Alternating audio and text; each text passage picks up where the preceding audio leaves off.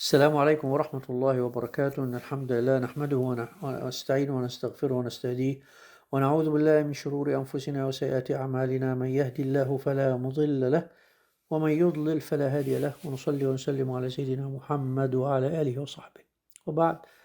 هذا هو الدرس الثالث. This is the third class of Usool Fiqh classes. And last time we talked about the structure of the Usul al-Fiqh, and according to the Shafi'iyya and the Mutakallimin school, because we mentioned that there are two schools, Ahnaf and the Shafi'iyya wal Mutakallimin, and we said why is Shafi'iyya and Mutakallimin, because most Mutakallimin are Shafi'i for some reason, or the most prominent are Shafi'i. Now, we talked about how the structure goes through al-Hakim, the lawgiver, and the linguistic part of the linguistic principles, and all the other three. There are five main section, and there is an additional section about ijtihad and taqlid and the conflicting evidence, how we deal with conflicting evidence and stuff like that. It's all in class 2. However, now we are going to start with the first one on the chart that we talked about, which is the legislator,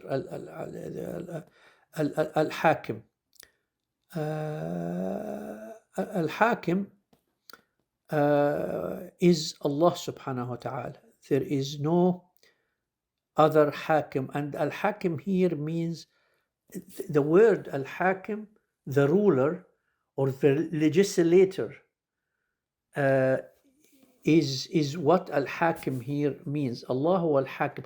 Allah subhanahu wa ta'ala, of course, Allah subhanahu wa ta'ala is the lawgiver or the legislator, because we don't use any other legislation, no tashri'ah, no sharia from or a man-made sharia is accepted in Islam. Allah subhanahu wa ta'ala is the one that gives sharia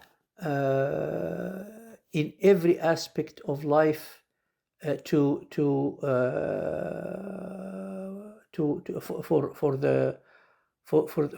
the Muslim.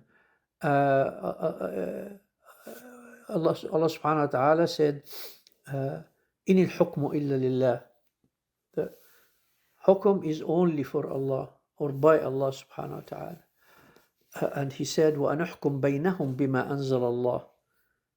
He is talking to Rasulullah sallallahu alaihi wasallam. He said, make judgment and legislate whatever they come to you according to what Allah subhanahu wa ta'ala sent to you, which is the Sharia. And then Allah subhanahu wa ta'ala gave a huge warning to those who doesn't do that, and explain the status of such people who do not have Allah subhanahu wa ta'ala as the legislator and the only legislator in their lives.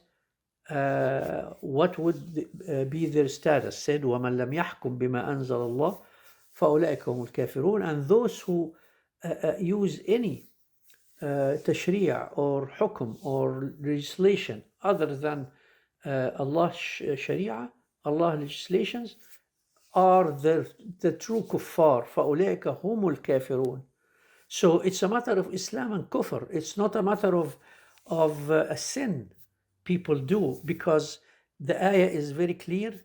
There was a lot, we are going to talk about it. There were a lot about this ayah, and we are going to go through it in very, very detailed way, because this is where all the murji'ah depend on ta'wil for this ayah. If you remember ta'wil, we talked about ta'wil. They depend on this ayah. Although ظاهر الآية, the clear evidence of the word فأولئكم الكافرون, and الكافرون is الكافرون in the Arab sense, the Arabic sense, but they play with the ta'wil, and they use some incidents in the history at the time where Irja started, in order to deviate from the regular, the normal understanding, and twist what Salaf said and what came in tafsir of Salaf. Although if you go back to, for instance, Bahr al-Muhit of Abi Hayyan al-Andalusi or al-Tabari, it is very clear there. There are some opinions that we are going to talk about why it was said, but the correct opinion and understanding is there in this in Ibn Kathir, and it's there. It's written in black and white. But we are going to talk about this. But now we are talking about from the Usool part of al-Hakim, who is the legislator, Allah subhanahu wa ta'ala. We cannot, that's why we say about all the legislation in the constitutions of the so-called Muslim countries or Islamic countries, that it is a kufr legislations, all of it, none whatsoever. And the latest came to light is the Syrian one, where they followed through with the kufr clause there. Actually, they didn't put a clause at all about Sharia. So the legislation of like other countries is even better, because other country, what they did is they said Allahu al-Hakim. The legislation, Allah is the main Hakim, is the main legislator, is the main lawgiver. الشريعة هي المصدر الرئيسي. Sharia is the main source of our legislation, but not the only one. So there are secondaries, there are other small legislators, smaller legislators with Allah subhanahu wa ta'ala. And this is the exact kufr and shirk that Rasulullah came to abolish. Nobody knows why they do that, and we know why, but the point is that playing with the words and saying they start in the clause, all the legislations of all the Arab countries, Arab-speaking countries. I'm not sure about African countries, but probably it's almost the same. But they say Sharia al-Islamiyya is the main source of legislation, and they stop. See how trying to be clever here, how like bad mentality, criminality in their mind. They try to cover up the real meaning of what they are talking about. So the meaning of main is that there is a secondary. You don't say the main. What you say, like in Afghanistan, for instance, the only country in the world, الشريعة الإسلامية هي المصدر الوحيد للتشريع. The Shara of Allah subhanahu wa ta'ala is the only source of hukum in this country. This is how it has to be put. Any other way means that you are taking aliha with Allah subhanahu wa ta'ala, and you are taking legislators with him. And that's what happens, is that in fact the other legislator, they say main for Sharia. Actually it doesn't work like that. The main is the other, because almost 90% of the legislation in this country, 95%, they are man-made, because they cover all the like criminal law, civil law, the the trade law, the political oriented laws for dealing with outside the external affairs laws and stuff like that. They call the international law. They all driven from man-made. Uh, Only part of the civil, like 5%, which is 5%, which actually apply to the divorce, marry and divorce, and in some countries for inheritance as well. Some is like in Tunisia, they say no, man is like woman in inheritance and this kind of things. They abolished even this part. It's only man and woman, and they are on their way there to abolish this as well, and to say that man and woman can live together like here, and for they call it names now.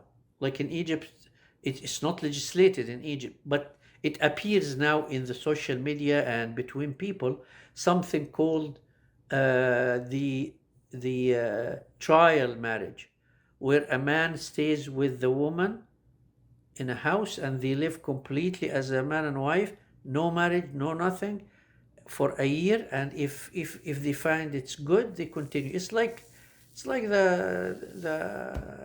boyfriend and girlfriend, but they give it a name, so they confuse the other people. Is that it's a marriage, it's a type of marriage, type of communication, you know.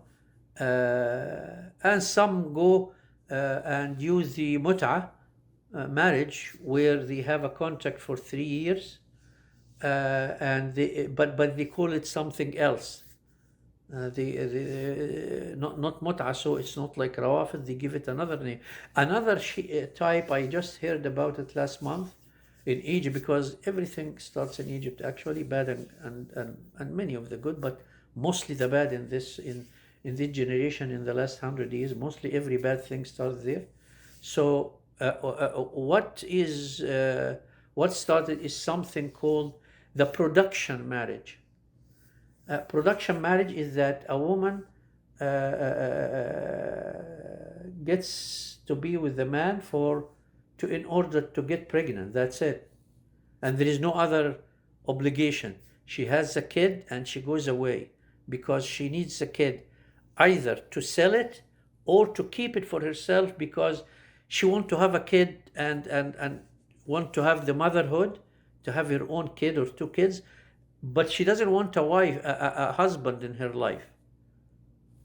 She has a career and all the stuff.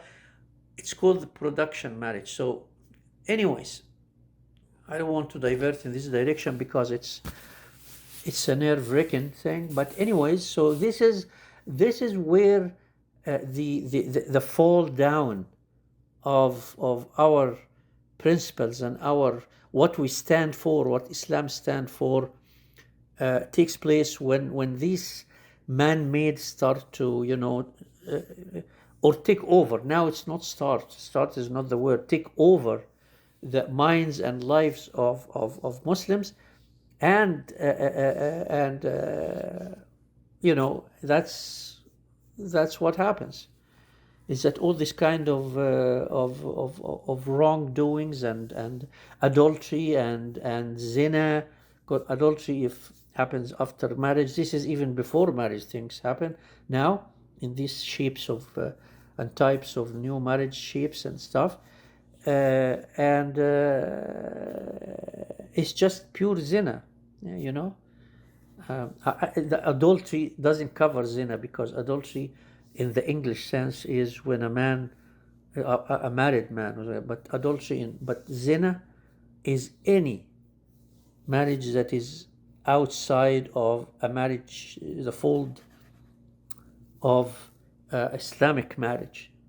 It's not about it's not about married or not, because now what they have in the West, that if she's not married, this is not adultery. She's having just fun with another guy. So, you know, and they have names for these things. They have, for instance, they have this. They call it one night stand. I have no idea how they came up with this kind of name, but it's for you know, like you're having a cup of coffee in a nice coffee you found along the way going to your friend. You stop there having a cup of coffee and you leave. This is a one night stand in the Western civilization. So anyway, so al-hakim huwa Allah, the legislator is Allah. We don't have any source. When we talk about committing zina and stuff, we go to Surah An-Nur, where Allah subhanahu wa ta'ala said, Surah أنزلناها وفرضناها وأنزلنا فيها آيات بينات لعلكم تتقون. So, Surah أنزلناها, we sent, we're sending, we are descending this to you. وفرضناها, and we make it fard on you. وأنزلنا فيها آيات بينات, and we gave you in it a very clear and comprehensive ayat that will. And he talked about السارق والسارقة, and he talked about a lot of, you know, social relations and how we deal the wrongdoings. Surah An-Nur, and they call it An-Nur because it gives us nur in our lives if we follow it. Anyways, so that's al-hakim. We have to understand also that there is another source of tashri'ah, which is sunnah. Al-Rasul sallallahu alaihi wasallam is also making tashri'ah in terms of bayan. He makes bayan to al-Quran, like he explains bayan. We talked about bayan, which is explanation and expanding on some of the ayat of hukum in Quran, and showing us how to do, like we talked about general and specific,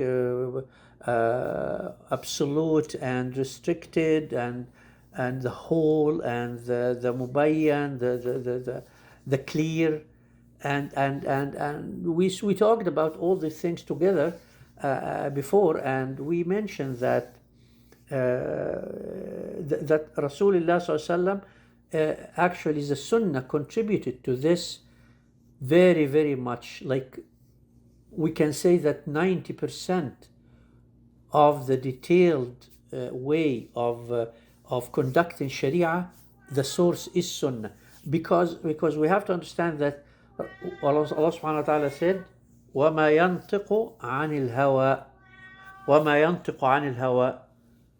Rasul does not speak from his own. It's all wahi. It's all wahi. It comes from Allah subhanahu wa ta'ala. Even hadith Rasulullah sallallahu alaihi wasallam, it's wahi. This is a second way of wahi. Wahi, but outside of Quran. It's a wahi, but outside of Quran. So that's why they make they specify ayahs by sunnah, ayah by hadith, and this is in the science of mustalah al-hadith, the terminology of hadith, and in tafsir, in ulum al-Quran, science of Quran. What specifies what? Quran. Can Quran specify sunnah? Sunnah specifies Quran. Sunnah specifies sunnah, or restrict sunnah, or restrict and obsolete of Quran. Or this kind of things is in mustalah al-hadith and in ulum al-Quran. And I told you I have a book in mustalah al-hadith, but inshallah later we can talk about that. But what we are saying is here is the Rasulullah sallallahu in Sunnah make tashri'ah, because Sunnah, when we talk about Sunnah, guys, we have to understand that there are two meanings of the word of Sunnah. Because when we when we uh, uh, when we talk about Sunnah, always come to our mind the specific meaning of Sunnah, that it is the mandub, or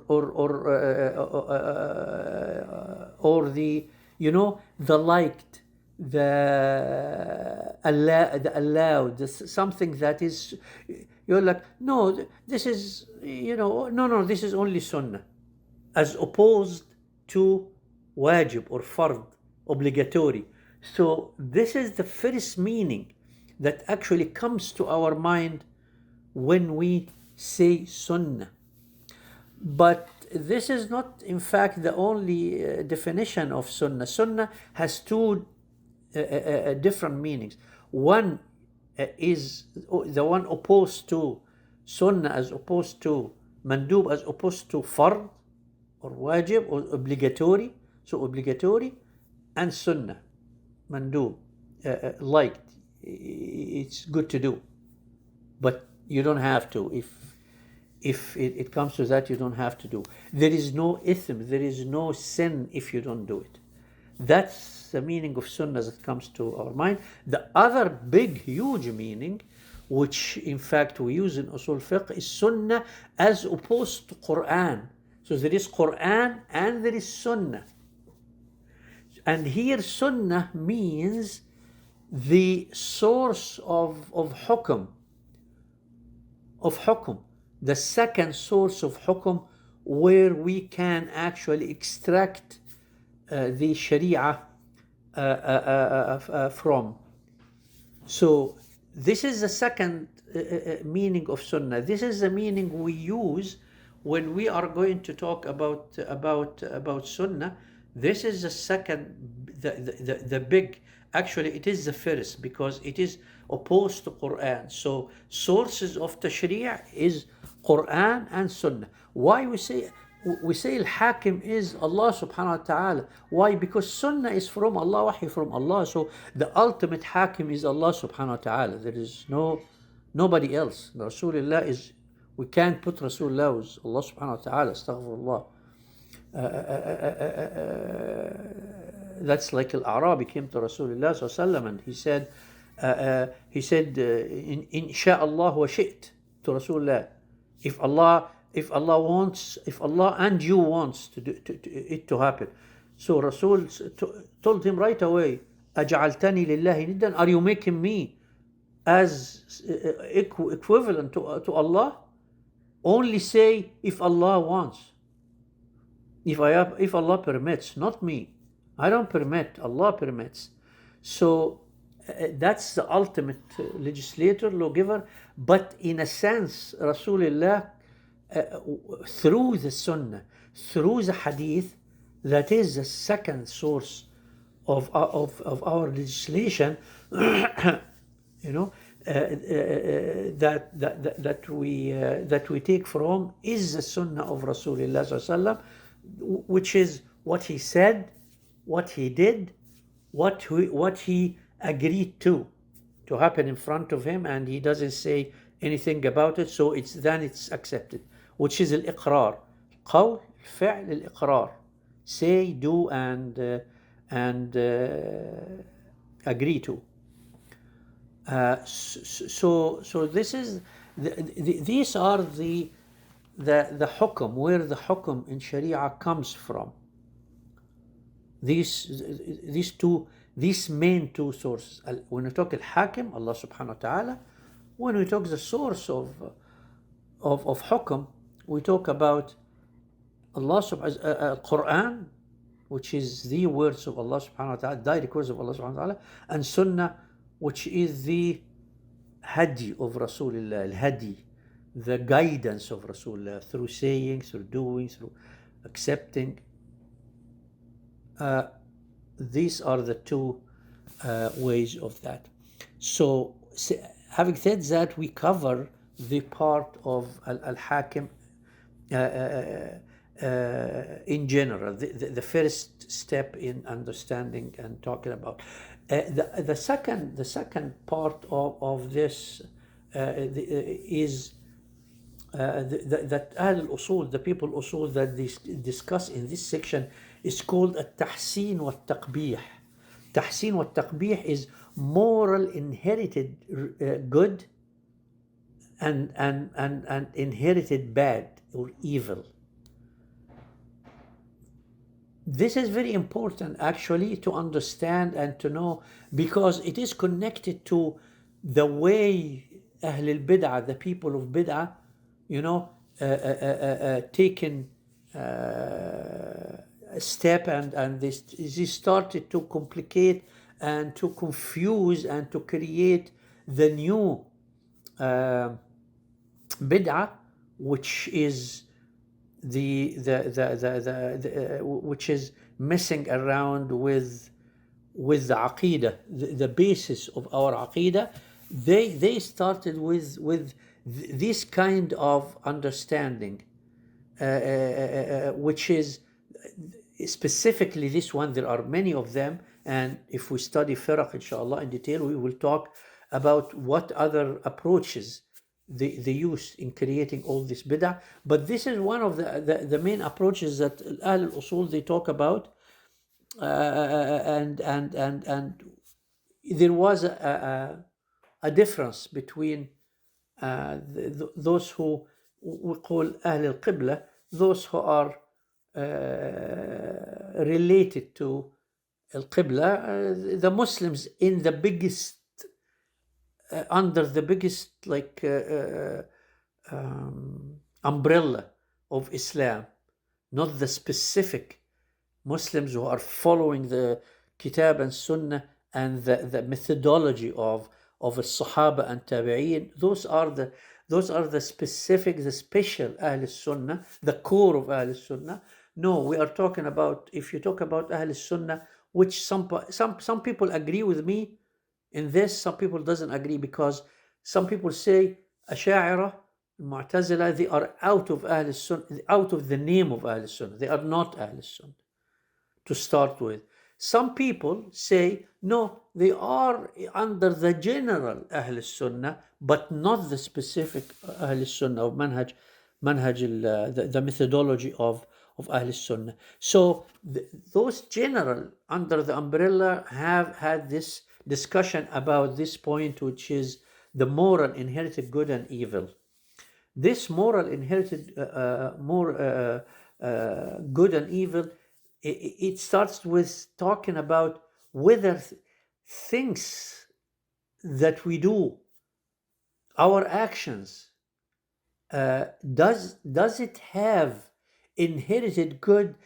Is it good in itself or bad in itself, or it doesn't have good and bad, and that can be understood by intellectual, but by your fitra, but that this is good or this is bad. You don't need Sharia in order to know whether this is good or bad or not.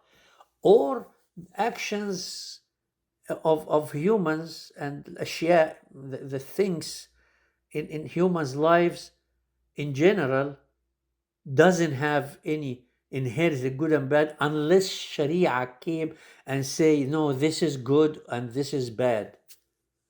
So like an example, telling the truth is good.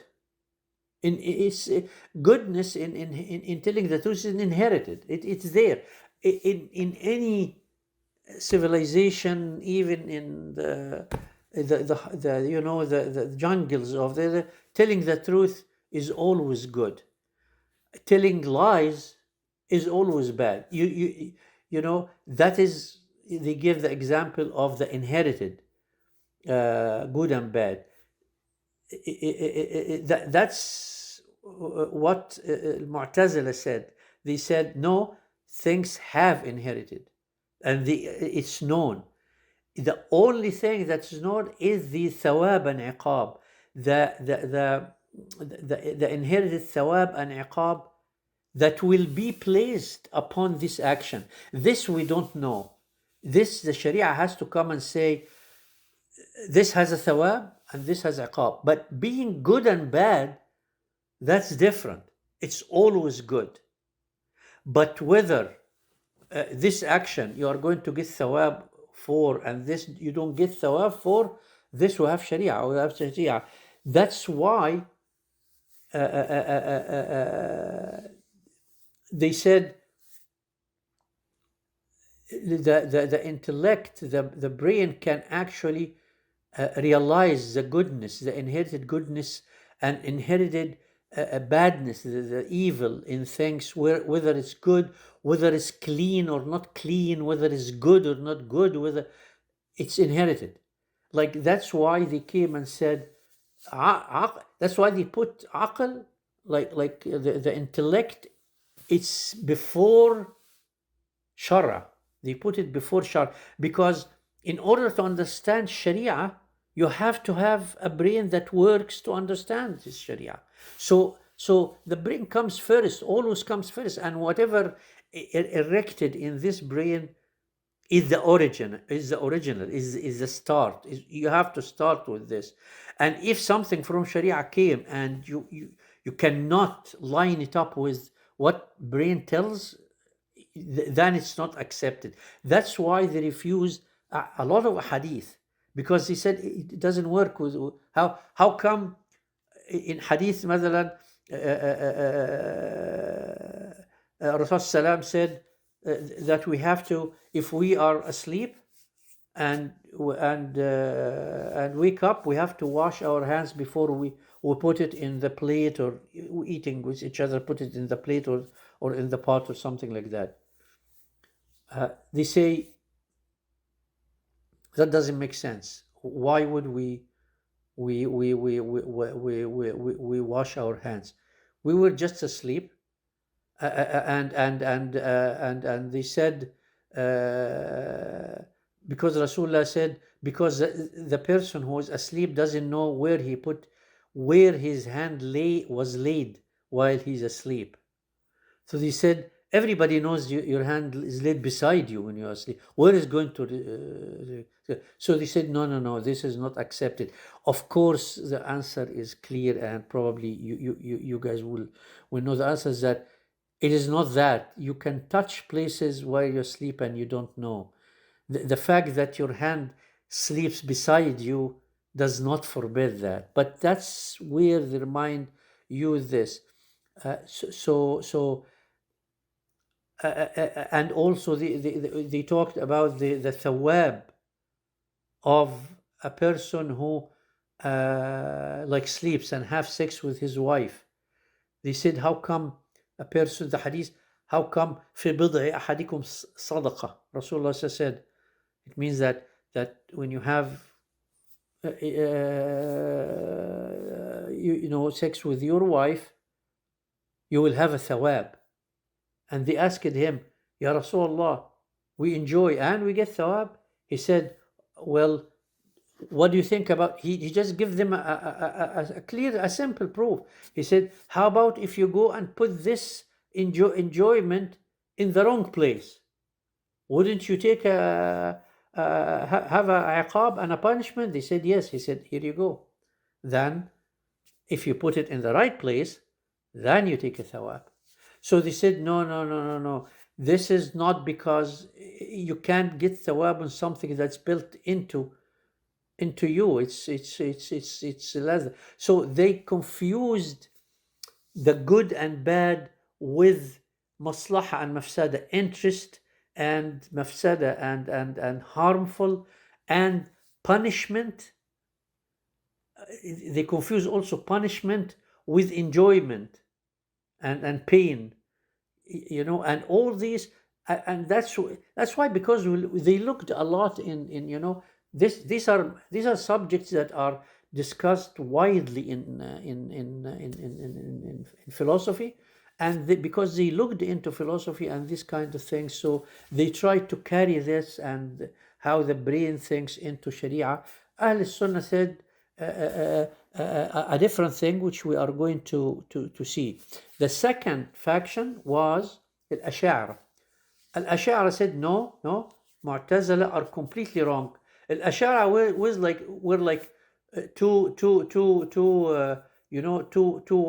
like a man has two wives. You know, these two wives, they are opposed to each other and fighting all the time. One said right, the other says, the other woman say left. One say light, I say dark. That's all the time between the two women. You know, married to the same guy. Al-Ash'ari said, no, no, no, no. There is no good and bad inherited in anything whatsoever. Telling the truth can be bad. Lying can be good. We don't know. Shara has to come and tell us that telling the truth is good and lying is bad. But it doesn't happen. Saving a drowning guy, you know, you see a drowning guy, you take off your clothes and jump to save him, is always good. They say, no, no, no, it can be bad. How do we know it's good? We know because Sharia came and told us that saving life, حفظ النفس, saving lives is paramount. So that's how we know. Other than that, it can be bad. You don't know. So, and said that's why الثواب والعقاب, the punishment and the good deed is actually cannot be placed before Sharia comes, because we don't know what is good or bad in things to say that, oh, this is good. So even if there is no Sharia, or in the time of Fatra between two messenger or something, these people used to be good, or there is no good or bad. You know, Ahl Sunnah said, no, guys, Mu'tazila and Ash'ari, step aside. You both are wrong. You, Mu'tazila, who said the inherited good and bad is absolute in things, and we don't need Sharia to know, to tell us what is good and what is bad, and hence whatever you're doing in this in good or bad, and that the brain comes before Sharia. And we don't have to go the other extreme with Ash'ari and say there is nothing inherited in things, in actions of humans. You know, killing a person can be good, and committing zina can be good, no problem. But Sharia came and showed what is good and what is bad. It's only connect Sharia. Ahl Sunnah said no. They always, Ahl Sunnah are the people that comes in the middle. We are Ahl al-Wasat al-A'dal. We are the justified middle, always between the factions and the groups. So we said, yes, Allah subhanahu wa ta'ala created good and evil, made it inheritance. When He created it first, He made it inherited. And some of it you can actually realize it with your brain, with brain and intellect, and some you can't. So, for instance, just is good, and dhulm, unjust, is bad. Just is good, and you can catch this, you can know that by brain. Saving the drowning person is inheritedly good, and you can know that without Sharia, you know. But there are other things that you can't really realize, like sleeping with someone, you know, not in the marriage fold. It can be confusing. So Sharia has to come and say, no, you don't do that, and you cannot do it with, like the details, حرمت عليكم, and all the people, like haram, and that came in surah. And so thawab wal iqab only comes for those things that cannot be realized by brain and although they might have inherited good and bad, but we cannot realize it on its own, you know. And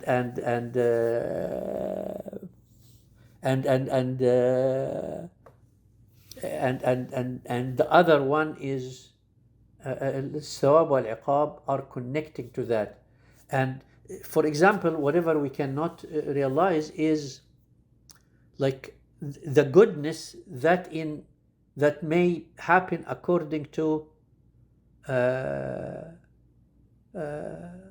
you know, if you say if you say صدق, if you say the right صدق, you come forward with the right thing, you will be you will be harmed, but you can't realize the inherited good that might be in this. You can't. It has to be. You have to be told. Even in this situation, you have to say صدق, or you don't say it. قبح الكذب النافع, like the inherited bad in a good lie, like they call it the white lies. That's where people actually, you know, that are confused. You're like, but this is a white lie. How is going to be? We cannot realize the qubh, the bad, inherited bad in something like this. So that's how the Mu'tazila and the Asha'ira and where the Ahl Sunnah stand in the middle, that yes, there is inherited good and bad, but there are inherited good and bad that we can never understand and know. Not like Mu'tazila, they said we know in everything. So if Sharia came and said no, this you think there is an inherited bad but it is good, or there is inherited good and it's bad, they said no, we're not going to take Sharia for that. We're going to refuse. This is not hadith da'if, hadith mawdu'. We don't accept it. It doesn't matter Bukhari or Muslim, because for them the inherited good and bad is absolute. It's the final. For us, it's not the final, because we know that there are things that we're not going to get. We know that Allah created good and bad. Like He created the causality, you know, the chain of causality. It's inherited there, but He still can, you know, His Mashiach, His will can break this causality chain. He can do that, but we have to follow it because we know it is inherited in things, you know. And we will talk about how Asha'ira, you know, said, that's why Ash'ari came and said, no, because Ash'ari said, no, there is no inherited good and bad. It actually, they pass it further step to chain of causality and said, there is no chain of causality, there is no, everything is separate. If you have a match and you throw it in a gasoline, it doesn't mean that this match made the gasoline have fire.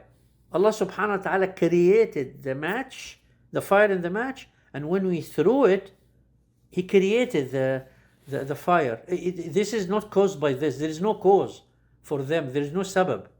Nothing is a cause of anything for Ash'ar. And this actually, it's a fall down from the same principle we are talking here about this. Ahl Sunnah didn't agree. They said, yes, Allah subhanahu wa ta'ala can break the causality, but He created everything. He created the chain. Why don't you say He created the chain? And when we follow it, we follow Allah subhanahu wa ta'ala. It's the sunnah of Allah subhanahu wa ta'ala to have the chain of causality.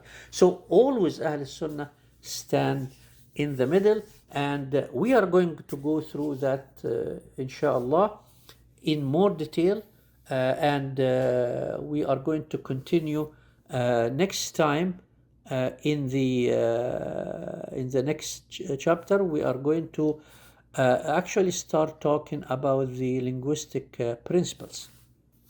We'll cover that first, and then we will move to the other section of Usool Fiqh. And we will stop at this point.